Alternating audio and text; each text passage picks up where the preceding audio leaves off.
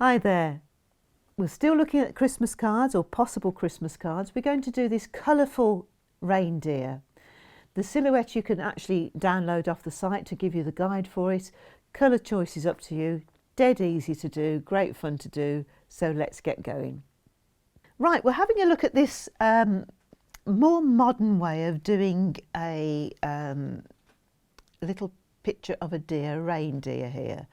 And what I've done is just drawn the basics of a silhouette on here, and we're just going to transfer that onto the watercolour paper. So we've just gone round the picture here. I've scribbled on the back of this cheat sheet and then gone round it with a firmer pencil. So if you scribble on the back with a soft pencil, something like a 4B or a 6B or even a graphite stick, then carefully go back over the lines. It will transfer onto your watercolour paper.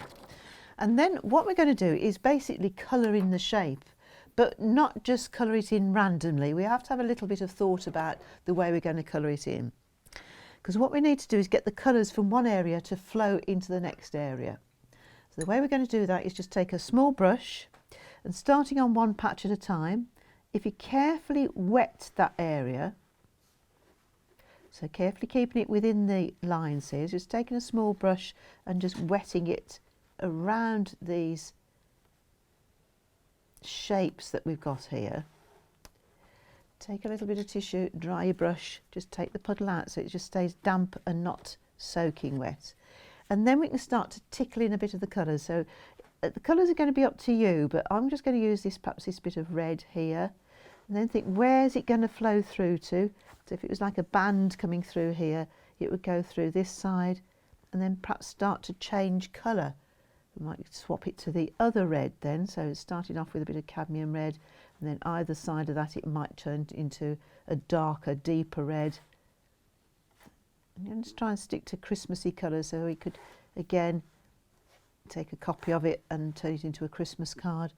From there we could then go on to the next colour. Perhaps it would probably go better if you went into a yellowy colour before you went into anything else on there, before you went into greens or anything.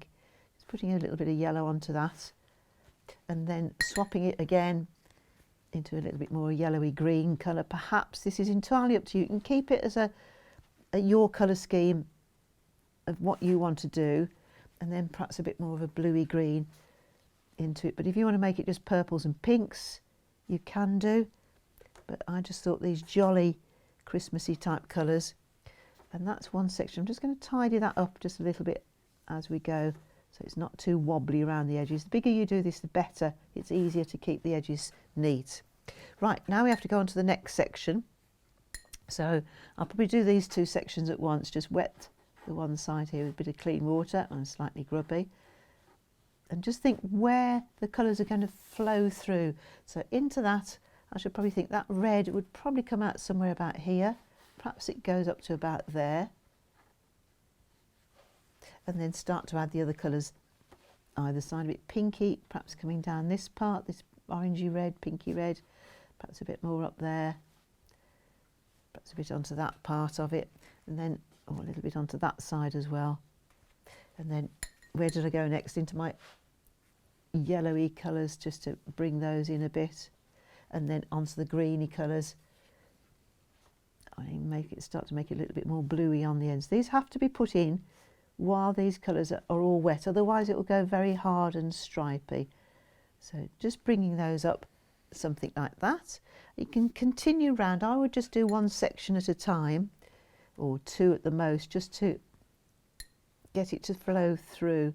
So you can't wet it all in one go, so I'm just wetting it. It has to be on watercolour paper as well. It won't work on cartridge paper or anything like that, because the colours won't blend in. So from there I might just stick in a little bit of yellow flowing through, and then perhaps we'll move on to those greeny colours,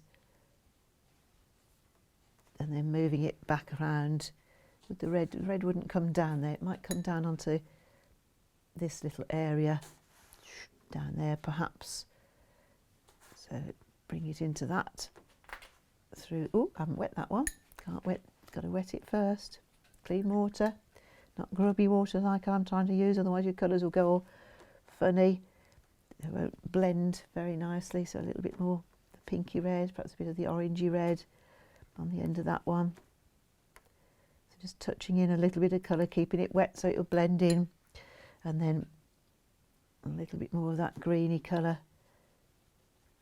and then perhaps we'll blend those up a little way.